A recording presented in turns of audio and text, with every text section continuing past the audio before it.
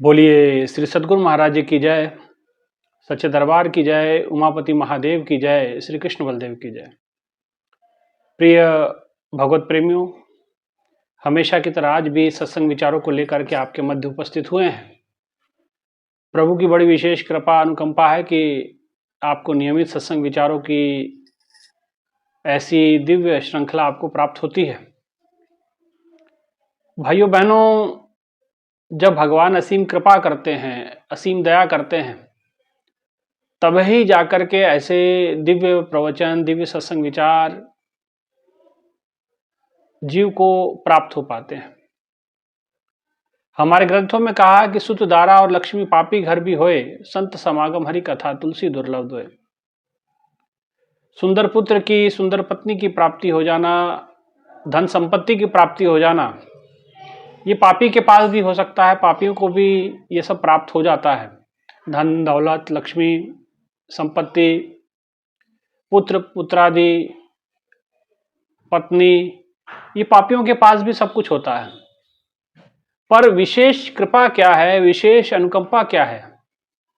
विशेष कृपा का अर्थ होता है कि जब भगवान जब कृपा करते हैं, कृपा करे जब पार ब्रह्म तो होवे साधु संग।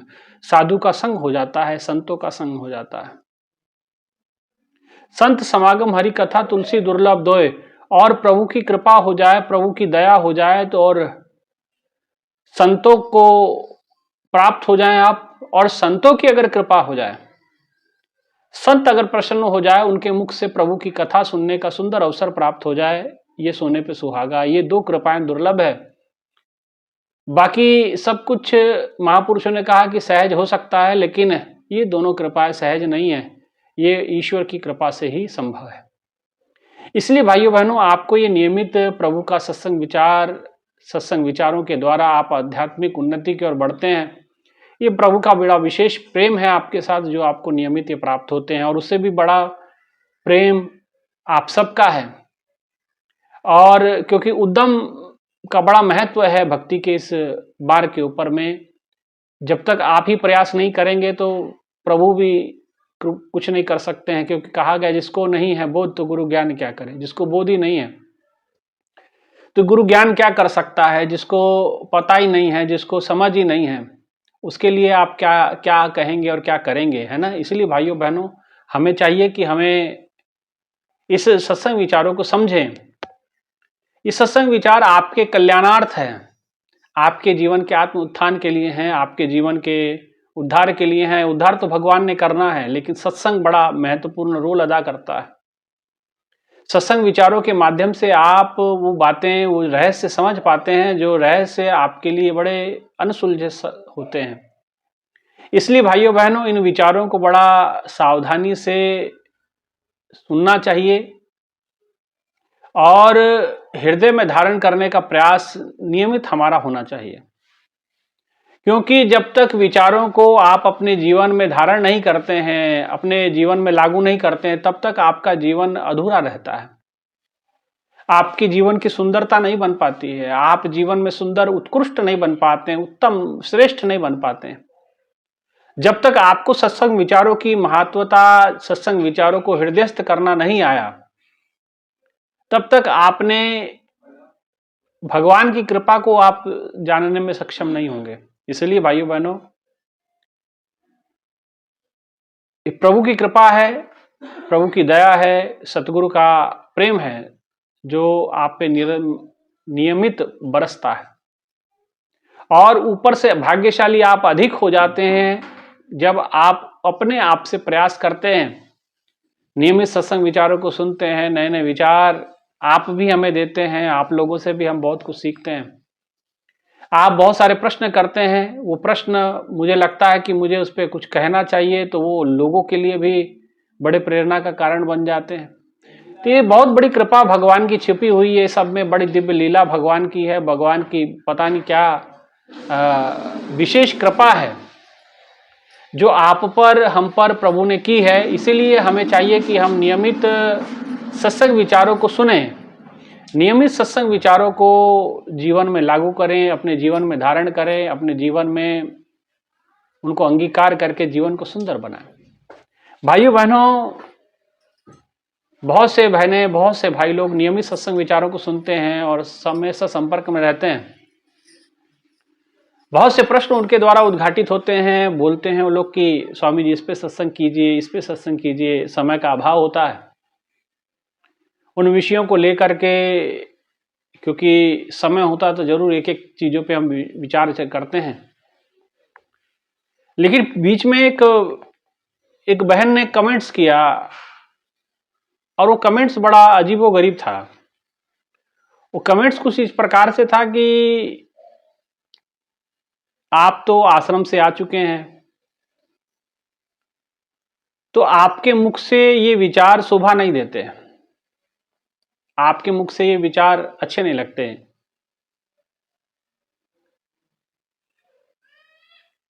अब ऐसे जब मानसिकता होती है तो आप समझ सकते हैं कि वो कितना भगवान को समझे होंगे, कितना गुरु के उनका गुरु के चरणों से प्रेम होगा। ये तो आप उनके शब्दों से समझ सकते हैं कि आप गुरु के नहीं रहे। भाई कोई भी गुरु का नहीं है, वो तो गुरु है जो सबको प्रेम करता है। और एक बात और मैं आपको बता दूं आपके जानकारी के लिए, अभूल गुरु करतार। संसार के अंदर सब कोई भूल जाते हैं लेकिन गुरु नहीं भूलता है। गुरु महाराज जी हमेशा नित्यानंद की बात किया करते थे और अंतिम समय तक, माने जब तक गुरु महाराज जी समाधि में नहीं गए थे उसके अंतिम क्षणों तक महाराज जी उसको याद करते थे। महाराज जी हमें अच्छी तरह याद है 28 तारीख को महाराज जी समाधि में गए और 17-18 तारीख के आसपास हम महाराज जी के पास बैठे थे तो महाराज जी नित्यानंद की चर्चा छेड़ रखी थी महाराज जी ने कि महाराज जी कहते पढ़ा लिखा नहीं था लेकिन कितना गुरु की कृपा से उसने कैसी कैसी पुस्तकें लिख दी, और जबकि वो आश्रम में नहीं रहता था, छोड़े हुए काफी समय हो गया था।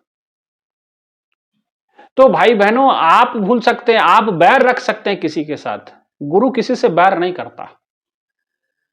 ना गुरु का कोई अपना ना बेगाना, सभी गुरु के, गुरु सबका, कोई एक का नहीं है। कोई एक ने स्टैंप नहीं लगाया कि वो गुरु आपका ही है। ये तो आपकी अज्ञानता है कि आप वर्गीकरण कर रहे हैं, क्लासिफिकेशन कर रहे हैं। द्वंद्व है आपके अंदर, क्योंकि आपने अभी कुछ चीजों को ही सुना है, अभी आपने समझा नहीं है, सिर्फ सुना है। और सुनने के बाद आपका अपना तजुर्बा कुछ नहीं है, आपका निज अनुभव कुछ नहीं है, सिर्फ आपको सुनी सुनाई बातों पर आपने चिंतन किया है। उस चिंतन के आधार पे ये आपके शब्द जो आपने लिखे हैं कमेंट्स में। तो भाइयों बहनों ये समझना होगा कि आप गुरु के नहीं तो गुरु फिर गुरु के नहीं, गुरु तो ये डिसाइड करेगा कौन, कौन गुरु का और कौन गुरु का नहीं? ये भी तो प्रश्न है ना, कौन गुरु का है और कौन गुरु का नहीं है, ये डिसाइड कौन करेगा? यहां तो स्वयं गुरु करे, यहां तो स्वयं गुरु करेगा। और फिर आपको बीच में इस प्रकार से करने की जरूरत नहीं है, डिसाइड तो गुरु ही को करना है।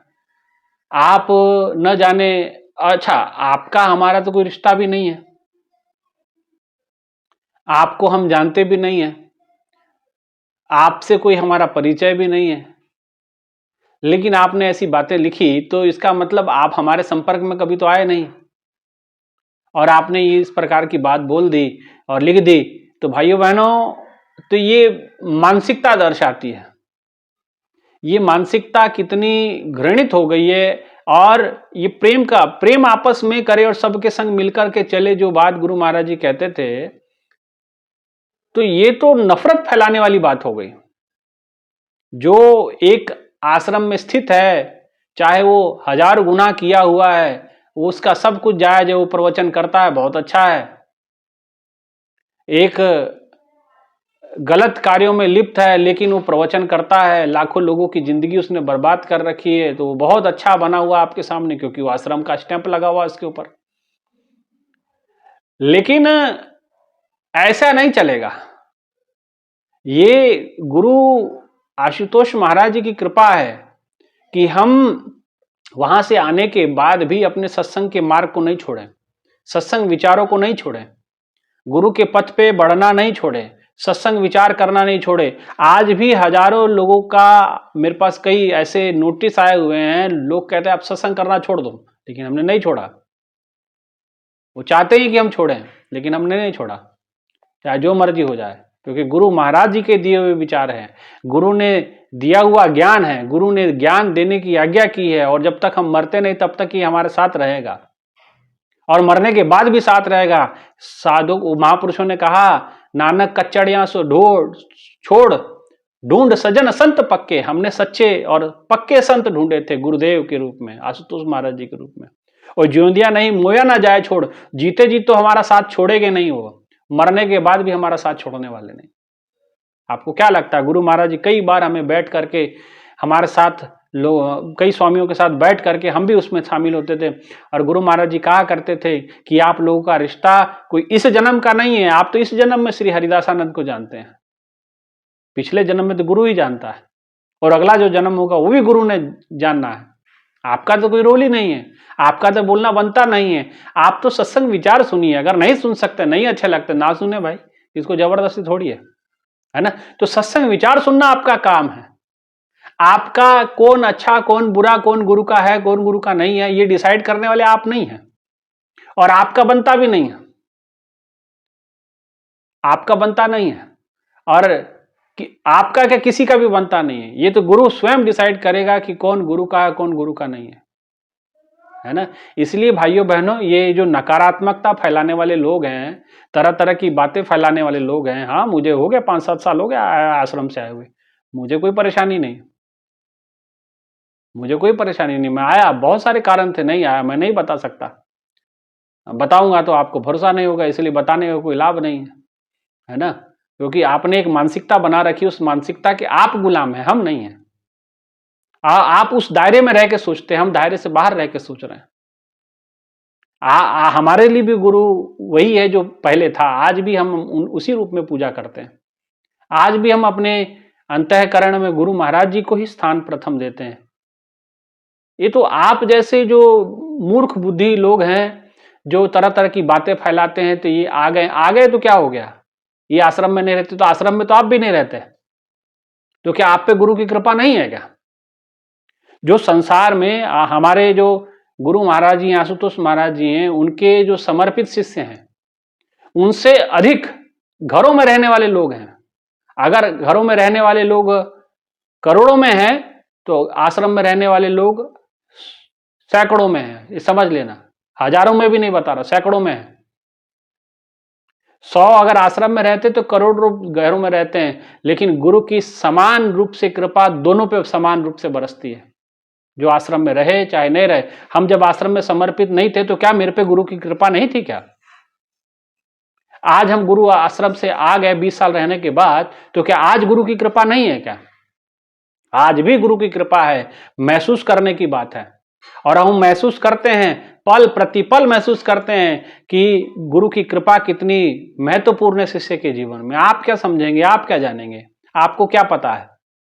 आपको तो किसी ने बता दिया, 2-4 बहनों ने आपको फोन करके बता दिया, और आपने जो है मुंह खोल करके यहाँ कमेंट्स लिख दिए, है ना। लिखे, मुझे कोई आपत्ति नहीं है, लिखते रहिए, लेकिन समझिए भी बातों को। केवल भेड़ चाल नहीं चलना है, केवल किसी ने कह दिया और हम हाला लाला करते रहे और उनके पीछे लग गए, ऐसा नहीं है। हम गुरु महाराज ने किसी के पीछे नहीं लगाया। अगर हम आश्रम में नहीं रह पाए, इसीलिए नहीं रह पाए क्योंकि हम किसी के पीछे नहीं लग पाए, किसी के पीछे नहीं चल पाए।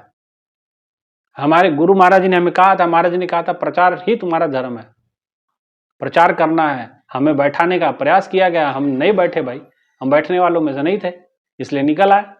बाद में आरोप जो मर्जी लगाते रहे, आरोपों का क्या है, किसी के जबान को थोड़ी कोई पकड़ सकता है, मुंह में जीभ है, कुछ भी बोल सकती है, लेकिन भोगना भी उनको पड़ेगा जिन्होंने गलत आरोप लगाए हैं। गुरु नहीं भूलता है, भूले अंदर सब कोई अभूल गुरु करतार। गुरु कभी भूलता नहीं है, परमात्मा कभी भूलता नहीं है। हमारा किया हमारे साथ है, आपका किया आपके साथ है, भोगना दोनों को पड़ेगा। हमने जो किया है उसका फल हम पाएंगे, आपने जो किया है आपको उसका फल भोगना पड़ेगा। ये बात हमेशा ध्यान रखने। इसलिए ये जज ना बने आप, आपको जज बनने की कोई जरूरत नहीं है कि आप गुरु के हैं या नहीं है। ये गुरु डिसाइड करे कि कौन गुरु का है कौन गुरु का नहीं है। गुरु गोविंद सिंह जी की कथा गुरु महाराज जी हमेशा सुनाया 40 मुक्तियों की, जो उनके नाम से मुक्तसर शहर बना हुआ है। वो 40 मुक्ते थे, गुरु को छोड़ के गए थे और गुरु जी ने कहा था, गुरु गोविंद सिंह जी ने कहा था कि ये एक पर्ची पे लिख जाओ कि मैं तुम्हारा नहीं, तुम मेरे नहीं। बेदावा जिसको बोला जाता है कि वो लिख के चले गए थे कि महाराज जी हमारा आपसे कोई लेना देना नहीं, हम जा रहे हैं यहां से, चले गए थे। लेकिन गुरु ने वो पर्ची संभाल के रखी हुई थी, क्योंकि गुरु का रिश्ता शरीर से नहीं होता। कुछ परिस्थितियां ऐसी बन जाए, एक शिष्य गुरु को छोड़ के चला जाए, कोई फर्क नहीं पड़ता। गुरु जानता है, जैसे पंछी उड़ जहाज से मुड़ जहाज पे आए, गुरु के पास ही, गुरु के चरणों में ही मुक्ति होती है। और गुरु के चरण केवल एक जगह पे स्थिर नहीं है, अखल ब्रह्मांड में गुरु के चरण है। गुरु के चरण जहां आप श्रद्धा से गुरु महाराज जी को याद करके माथा रख दोगे, वहीं गुरु के चरण प्रकट हो जाते हैं। ऐसे भक्त के भाव होने चाहिए, ऐसे भक्त का प्रेम होना चाहिए, ऐसे शिष्य का विश्वास होना चाहिए, श्रद्धा होनी चाहिए, तब होती बातें। और गुरु के कृपा सानिध्य को आप क्या समझेंगे? आप गुरु के विचारों को क्या समझेंगे? आपने तो एक दायरा बना लिया, किस दायरे में ही रहना है, बस जाना ही नहीं है कहीं। जो वहां रहेगा वही मुक्ति को पाएगा, जो वहां नहीं रहेगा वो मुक्ति कोई एक जगह से बंधी हुई है। गुरु के ध्यान मूलम गुरु मूर्ति, ध्यान का मूल गुरु की मूर्ति होती है। मोक्ष मूलम गुरु कृपा, गुरु की कृपा से मोक्ष मिलता है, किसी के बोलने से मोक्ष नहीं मिलता है। आप उल्टा बोलते रहिए, अपना पाप कमाते रहिए, हमें फर्क नहीं पड़ता। इसलिए समझिए और अपना दायरा बड़ा कीजिए, विचार करने की क्षमता बढ़ाइए। आप करे जा रहे हैं, आप करे जा रहे हैं, लाखों करोड़ों की प्रॉपर्टी है, बनाइए प्रॉपर्टी भाई, किसको दिखाना है? सब तो छोड़ के गए हैं, आप भी छोड़ के जाइएगा। रावण ने इतना कुछ किया, सोने की लंका बनाई, छोड़ के चला गया। बड़े बड़े आश्रम बने पड़े हैं, आज कोई देखने वाला भी नहीं है। कई आप यूपी बिहार में घूमिए, कई मंदिर मठ पड़े हुए हैं, कोई वहां रहने वाला नहीं है। हजारों फोन आते हैं कि स्वामी जी वहां रह लो, वहां रह लो, कोई रहने वाला नहीं है। लोग बंद पड़े हुए, भगवान की मूर्ति को प्रसाद चढ़ाने वाले कोई नहीं बचे। तो भाई आप भी बनाइए, बड़ा बनाइए, जिसको दिखाना, किसको दिखाना है? और लोगों को दिखा के भेष दिखाया जगत को, लोगन को बस कीन, अंतकाल काटी काटी और बाक नरक में लीन। लोगों को दिखा करके आप उनको प्रभावित करना चाहते हैं, बड़े बड़े लोगों को लाके फोटो खिंचवा करके। आप करते नहीं है, सिर्फ मुंह चलाते हैं आप लोग। समाज में कुछ अच्छा कार्य किया नहीं है आप लोगों ने, सिर्फ फोटो सेशन करते हैं बहुत बढ़िया से आप, और वो फोटो छापते हैं, और फोटो छाप करके आप दुनिया को दिखाते हैं हमने ये कर दिया। किया कुछ भी नहीं है, किया कुछ भी नहीं है। आप ध्यान रखिए, किया कुछ भी नहीं है। हम अच्छे से जानते हैं, हम बहुत भीतर तक रहे हैं, और 20 साल हमने वहां आश्रम में सेवा की है, निस्वार्थ भाव से। एक पैसा उठा के जेब में नहीं डाला है वहां से, है ना। बाकियों की तरह नहीं काम किया है हमने, अपने ऊपर 1 रुपया खर्च नहीं किया है वहां का। वहां लगाया है, वहीं पे दिया है, वहीं पे जमा किया है, सब कुछ वहीं किया है। अगर आज आए हैं तो आज भी, अगर आज हम ठीक ठाक ढंग से जी रहे हैं तो ये भी गुरु की कृपा है। क्योंकि गुरु जानता है, गुरु की कृपा शिष्य के साथ हरदम होती है और हरदम रहेगी, मरते दम तक रहेगी। और मरने के बाद जब तक हम अपने लक्ष्य को पूरा नहीं करेंगे, तब तक गुरु हमारे साथ, हमारे अंग संग रहेगा। इसलिए आप डिसाइड ना करें कौन गुरु का कौन गुरु का नहीं। ये तो बचकानी बच्चों वाली बात हो गई। आपने जो बात कही कि आप गुरु के नहीं रहे तो आपके मुख से अच्छे विचार नहीं, तो अगर जो गुरु का नहीं उसके मुंह से अच्छे विचार नहीं निकलने चाहिए क्या? ये तो गलत बात है। संसार में इतने सारे लोग हैं जिन्होंने गुरु महाराज जी से ज्ञान दीक्षा नहीं लिया और वो अच्छे विचार देते हैं,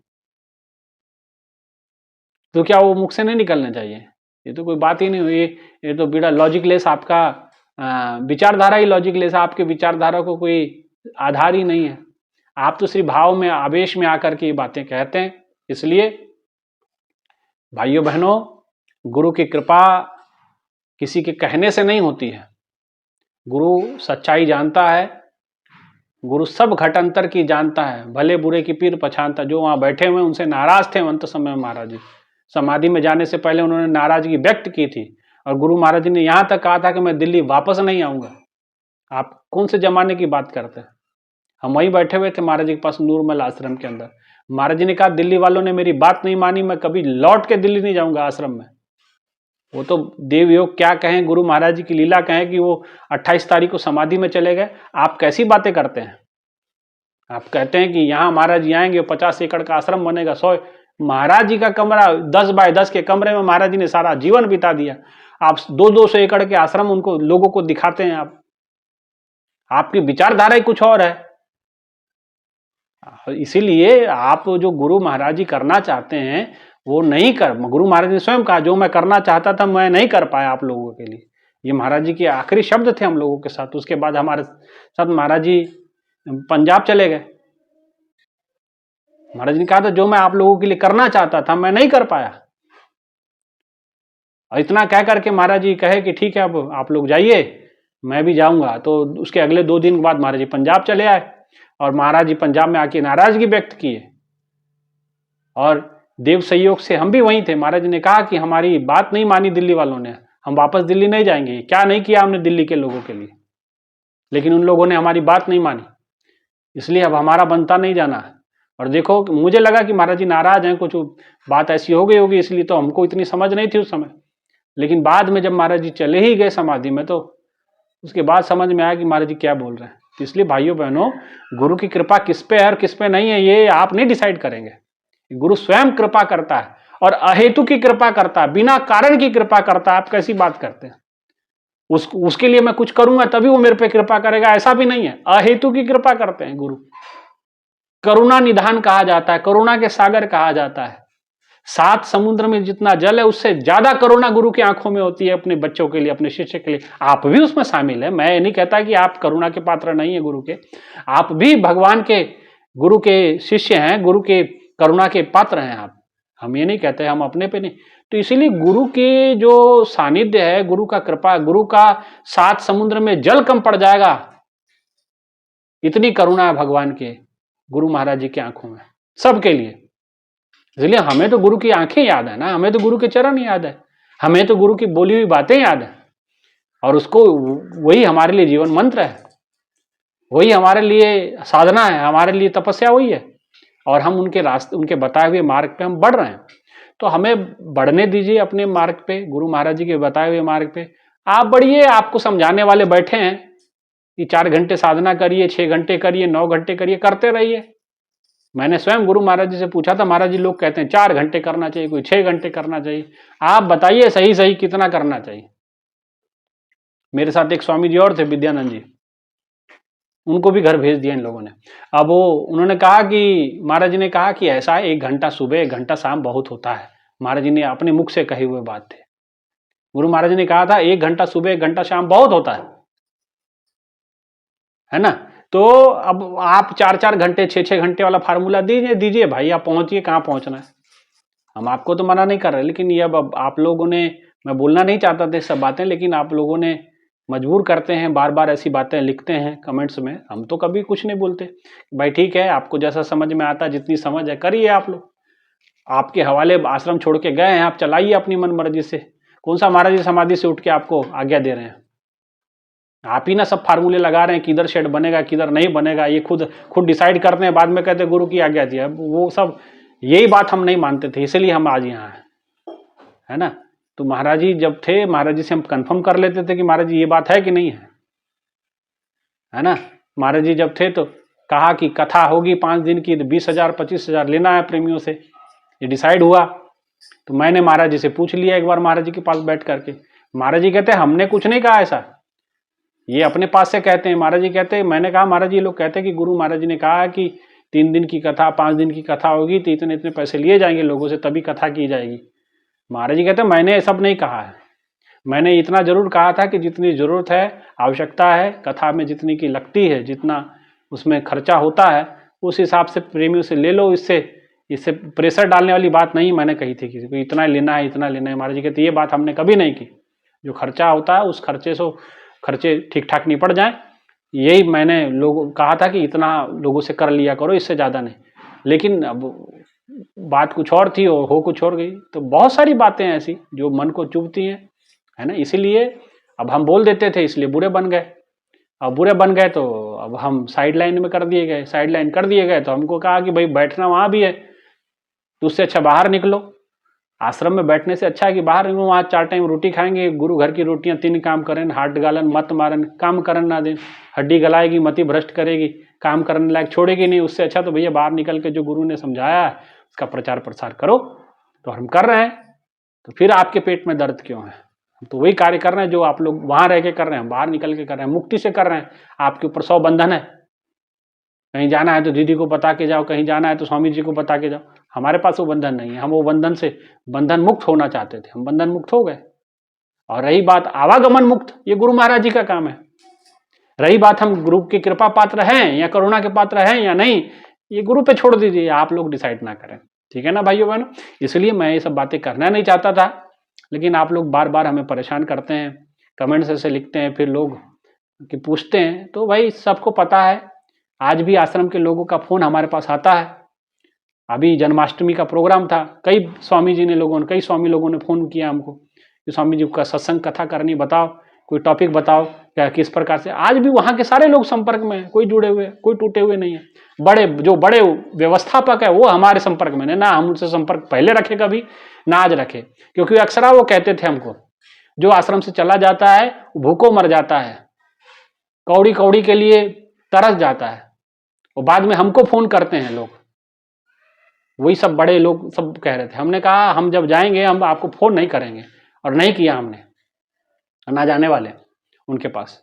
गुरु महाराज जी आएंगे, महाराज जी चाहेंगे अपने पास बुलाना तो हम जरूर जाएंगे, नहीं तो हमें वहाँ बहुत बड़ी बिल्डिंगों का हमें सहारा नहीं चाहिए, हमें बहुत पब्लिक की जरूरत नहीं है।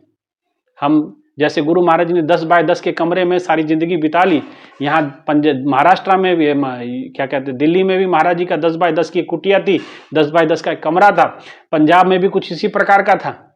कहने के लिए आप हजारों एकड़ का आश्रम बना लीजिए, वो उससे कोई लेना देना नहीं है ना। गुरु महाराज जी तो 10 बाय 10 में बिता गए। इसलिए भाइयों बहनों, हमारी कोई जरूरतें बहुत बड़ी नहीं है, हम थोड़े से जगह पे गुजारा करने वाले लोग हैं।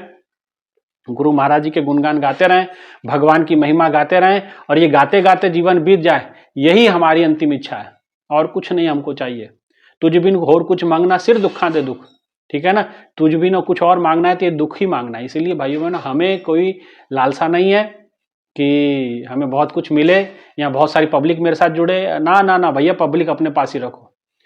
आपको भीड़ जुटाना है, नेताओं को बुलाना है, उनसे फंड इकट्ठे करने हैं, आप करिए, हमें वो उसकी कोई जरूरत नहीं है। इसलिए आप, फिर मैं कह दूं कि कौन गुरु का है और कौन गुरु का नहीं है, ये कौन डिसाइड करेगा, स्वयं गुरु करेंगे। इसलिए आप ना डिसाइड करें, और ये आप लोगों को मोहरा बना के इस्तेमाल करते हैं, समझे जरा, बुद्धिमान बने आप लोग, मूर्ख ना बने, लोल बकलोल ना बने, है ना। वो सीधे तो आते नहीं है बात करने के लिए, आए भी थे एक बार पुलिस स्टेशन में, पुलिस रिपोर्ट हो गया उनके ऊपर, है ना। आते हैं गुंडे बदमाश लेकर के आते हैं, लड़ाई झगड़ा करके चले जाते हैं। आपको क्या पता है, बड़े बड़े मंच देखते हैं, बहनों को आगे कर देते हैं, है ना। बहनों को आगे करके बहनें रोक करके कथा करती हैं, वो भाव देख करके आप लोग जुड़ जाते हैं, लेकिन बैकग्राउंड की जो स्थितियां हैं वो आपको पता नहीं है ना।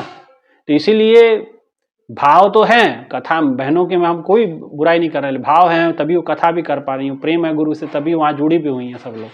लेकिन कहने से नहीं होगा ना, आपको अपनी चीजें जो हमारे साथ बीता है वो तो हम ही जानते हैं ना, आप लोग नहीं जानते। इसलिए जब तक सच्चाई ना पता हो, दोनों पक्ष ना देखे, तब तक बात ना करें, और गुरु की जगह पे खुद को रख के बात ना करें, पहली बात तो, है ना। मेरा यही कहना कि कौन गुरु का है और कौन गुरु का नहीं है। इसलिए ये बड़ी बेकार बात है और गलत बात है, इसको हम कतई हम इसको स्वीकार नहीं करते कि कौन गुरु का है और कौन गुरु का नहीं है। ये तो गुरु को छोड़ दीजिए, गुरु ही डिसाइड करेगा। इसलिए भाइयों बहनों, साधना सुमरन कीजिए, ये जितने भी लोगों की बातें हैं ये सब सुनिए मत, आप अपनी साधना सुमरन कीजिए, अपनी भक्ति कीजिए, सत्संग सुनिए, है ना। सत्संग सुनिए, सत्संग सुनाइए, और ज्ञान ध्यान का अभ्यास कीजिए, है ना। आत्मचिंतन कीजिए, आत्ममंथन कीजिए, भक्ति मार्ग पे चलते जाइए। ये सब ये जो मानसिक गुलाम है, इन लोगों की बात सुनने की आवश्यकता नहीं, ये तो वही गुण गाएंगे। ये गुरु महाराज जी के कम और आश्रमों के गुणगान ज़्यादा गाते हैं लोग। इसलिए हम जो है आश्रमों के गुणगान कभी ना गाए, पहले गाए थे ना अब गाएंगे। हम महाराज जी के गुण पहले भी गाते थे, आज भी गाएंगे, आगे भी गाते रहेंगे। ईश्वर की महिमा पहले भी सुनाते थे, आज भी सुनाएंगे और आगे भी सुनाते रहेंगे, जब तक हम ठीक है, जब तक हम सही सलामत है, जब तक हमारे श्वास है, तब तक गुरु महाराज जी के चरणों में यही प्रार्थना, भगवान के चरणों में यही प्रार्थना कि हम गुणगान गाते रहें, ठीक है ना। इसलिए कौन गुरु का और कौन गुरु का नहीं है, ये डिसाइड गुरु करेगा, आपने, ठीक है। इतना ही कहते हुए, किसी की बातों को हर्ट करना, मेरे को किसी के हृदय को हर्ट करना नहीं चाहता था, लेकिन अगर गलती से हुआ है तो जरूर क्षमा प्रार्थी है। गुरु के चरणों में मैं प्रार्थना करता हूँ कि प्रभु किसी का हृदय ना दुखे, क्योंकि उसमें गुरु का ही वास है ना। इसलिए हमें तो सब गुरु के ही लगते हैं, आपको पता नहीं कौन गुरु का लगता है और कौन गुरु का नहीं लगता, है ना। ये तो आपकी दृष्टि है ना। ये तो भाई कन्हैया था जो दुश्मनों में भी गुरु गोविंद सिंह जी को ढूंढ लेता था, और आप तो गुरु महाराज के शिष्यों में गुरु को नहीं ढूंढ पा रहे हैं, ठीक है ना। तो ये तो आपकी नज़र का कसूर है और किसी कुछ नहीं, आपकी समझ का कसूर है। इसलिए गुरु महाराज जी के चरणों में कि सबको सद्बुद्धि दे, सद्ज्ञान दे, सद्मार्ग दे, और अपने चरणों से लगाए रखे। इन्हीं विचारों के साथ आप सभी से आज के विचारों को ही विराम करते हैं, और एक बार फिर क्षमा प्रार्थी कि आप किसी के अपने शब्दों से किसी का हृदय दुखा हो, उसके लिए क्षमा प्रार्थना करते हैं। इतना ही कहते हुए विचारों को विराम करते हैं। एक जोरदार जय घोष की मनोकामना। बोले श्री सद्गुरु महाराज जी की जय, सच्चे दरबार की जय, आशुतोष महाराज जी की जय, सियाबल रामचंद्र महाराज की जय, सनातन धर्म की जय। जय श्री राम, जय जय श्री राम। धन्यवाद।